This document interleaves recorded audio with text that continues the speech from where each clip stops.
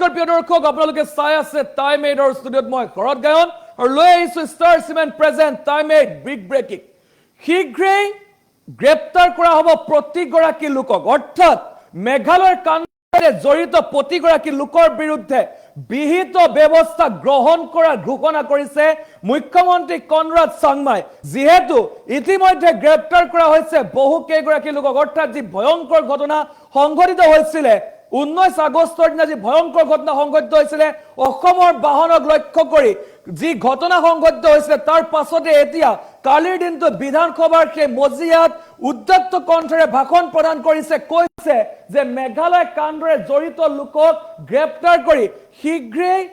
অনা হ'ব বিচাৰলৈ আৰু ইতিমধ্যে বহু কেইগৰাকী গ্ৰেপ্তাৰ কৰা হৈছে কেএছইউৰ সভাপতি উপসভাপতি সাংগঠনিক সাধাৰণ সম্পাদককে ধৰি প্ৰায় 5 গৰাকী লোকক গ্ৰেপ্তাৰ কৰা হৈছে আমি জনাইছো এই মুহূৰ্তৰ সমগ্ৰ খবৰ অসমৰ বাহনৰ আক্ৰমণ চলোৱা দুষ্কৃতিকাৰীক গ্ৰেপ্তাৰ কৰি শীঘ্ৰেই বিচাৰলৈ অনা হ'ব 19 আগষ্টত কলা মাস্ক পৰিধান কৰি খাচী যুৱকে অসমৰ বাহনক লক্ষ্য কৰি কৰিছিল শিলগুটি নিক্ষেপ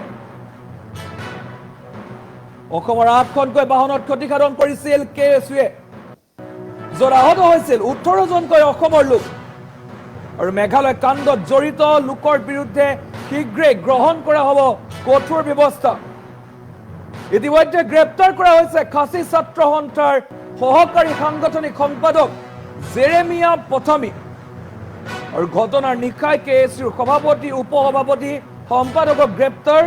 অসমৰ বাহনৰ আক্ৰমণত জড়িতসকলক চিনাক্তৰ বাবে গঠন বিশেষ তদন্ত কমিটি আৰু এই কাণ্ডৰ সৈতে জড়িত লোকৰ বিৰুদ্ধে শীঘ্ৰেই গ্ৰহণ কৰা হ'ব কঠোৰ ব্যৱস্থা মেঘালয় বিধানসভাত মুখ্যমন্ত্ৰী কনৰাড চাংমাৰ এই বৃহৎ ঘোষণা আৰু যিসকল লোকে ঘটনা সংঘটিত কৰিছিল যি অপ্ৰীতিকৰ পৰিস্থিতি সৃষ্টি কৰিছিল সেই প্ৰতিগৰাকী লোকৰ বিৰুদ্ধে শীঘ্ৰেই ব্যৱস্থা গ্ৰহণ কৰা হ'ব বুলি ইতিমধ্যে ঘোষণা কৰিছে আৰু তাৰ বাবে এখন তদন্ত কমিটি গঠন কৰা হৈছে বুলি মন্তব্য কৰা দেখিবলৈ পোৱা গৈছে আৰু 19 আগষ্টৰ দিনা মুখত কলা মাস্ক পৰিধান কৰি অসমৰ বাহনত এনেধৰণে আক্ৰমণ কৰিছিল একাংশ উদণ্ড যুৱকে আৰু য'ত আহত হৈছিলে অসমৰ 18 জনকৈ লোক আহত হৈছিলে অসমৰ বাহনত আক্ৰমণ কৰিছিলে মেঘালয়ৰ তৰফৰ পৰা অসমৰ বাহনত আক্ৰমণ কৰিছিলে আৰু তাৰ পাছতে এতিয়া জাঙুৰ খাই উঠিছে প্ৰতিগৰাকী লোক আৰু ইয়াৰ পাছত এতিয়া মুখ্যমন্ত্ৰীগৰাকীয়ে মন্তব্য কৰা দেখিবলৈ পোৱা গৈছে তেখেতে ঘোষণা কৰিছে তেখেতে লগতে কৈছে যে যিসকলে অপ্ৰীতিকৰ পৰিস্থিতি সৃষ্টি কৰিছিলে যিসকলে হিংসাত্মক কাণ্ড সংঘটিত কৰিছিলে সেই প্ৰতিগৰাকী লোকৰ বিৰুদ্ধে বিহিত ব্যৱস্থা গ্ৰহণ কৰা হ'ব আৰু ইতিমধ্যে বহু কেইগৰাকী গ্ৰেপ্তাৰ কৰা হৈছে কেএছইউৰ সভাপতি উপসভাপতি সম্পাদককে ধৰি বহু কেইগৰাকী গ্ৰেপ্তাৰ কৰা হৈছে প্ৰত্যেকজন লোককে তদন্তৰ আওতালৈ অনা হ'ব আৰু অসমৰ বাহনক এনেধৰণে লক্ষ্য কৰি লৈছিলে এইসকল উদণ্ড যুৱকে মুখত কলা মাস্ক পিন্ধি উদণ্ড যুৱকসকলে অসমৰ বাহনক লক্ষ্য কৰি লৈছিলে অসমৰ বাহনত আক্ৰমণ কৰিছিলে আৰু তাৰ পাছতেই প্ৰতিবাদ হৈছিলে আৰু প্ৰতিবাদৰ পিছত এতিয়া কালিৰ দিনটোত বিধানসভাৰ মজিয়াত মেঘালয়ৰ মুখ্যমন্ত্ৰী কনৰাড চাংমাই মন্তব্য কৰিছে যে যিসকল লোকে ঘটনা সংঘটিত কৰিছে এজনো লোক হাৰি যাব নোৱাৰিব প্ৰত্যেকগৰাকীৰ লোকৰ বিৰুদ্ধে বিহিত ব্যৱস্থা গ্ৰহণ কৰা হ'ব জনাইছো এই মুহূৰ্তত খবৰ আমি জনাবলৈ চেষ্টা কৰিছো মেঘালয়ৰ কাণ্ডৰে জড়িত প্ৰত্যেকগৰাকী লোককে গ্ৰেপ্তাৰ কৰা হ'ব আৰু শীঘ্ৰেই বিচাৰলৈ অনা হ'ব আৰু মেঘালয় বিধানসভাত এই বিশেষ ঘোষণা কৰিছে মেঘালয় চৰকাৰৰ মুখ্যমন্ত্ৰী কনৰাড চাংমাই আৰু ইতিমধ্যে বহু কেইজন লগতে 4-5 জনকৈ লোকক গ্ৰেপ্তাৰ কৰা হৈছে সহকাৰী সাংগঠনিক সম্পাদক কেএছইউৰ সভাপতি উপসভাপতি সম্পাদকক গ্ৰেপ্তাৰ কৰা হৈছে ঘটনাৰ দিনাই অৰ্থাৎ 19 তাৰিখৰ নিশাই 3 জনক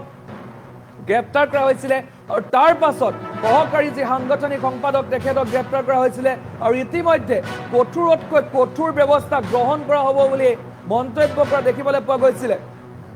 আমাৰ মাজত মন্তব্য আছে কালিৰ দিনটোত বিধানসভাত কি কৈছিলে সেয়া আমি শুনাই ল'ব বিচাৰিছো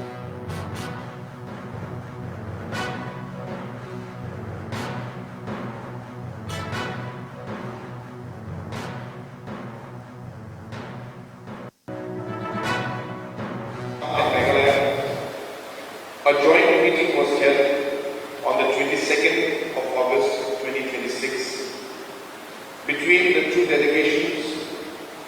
headed by Deputy CM Meghalaya and the Senior Cabinet Minister from Assam, Shri Atul Boraj, and Deputy CM, Shri Nabalam Bhaji,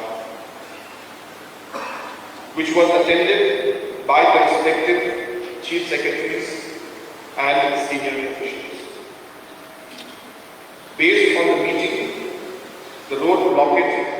at Jorabad by the Assam Association was called off, leading to resumption of normalcy in the movement of essential commodities across the state. A dedicated hotline between Assam and Meghalaya has been established. Permanent district-level joint committees will be constituted, comprising the Deputy Commissioner Rongpo and the Deputy Commissioner Kanpur Metropolitan, along with police officers of the corresponding level from both districts, to ensure that day-to-day issues arising along the interstate border are resolved promptly. A joint committee comprising the Commissioner, Secretary-level transport authorities of both states, along with representatives of the Tourist Vehicle Association, will be constituted to facilitate and regulate tourist transport movement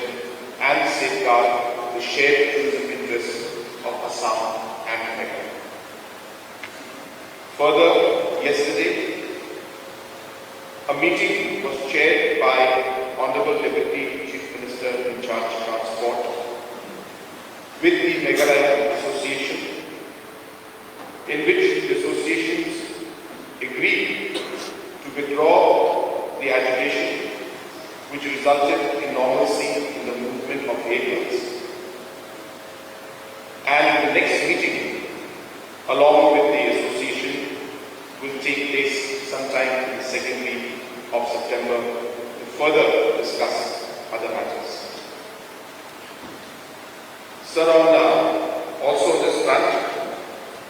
I would like to assure the members of this August House, as well as the citizens of our state, that the unfortunate incident that took place is something that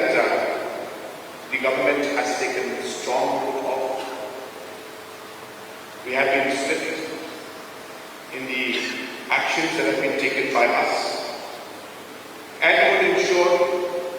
and assure the House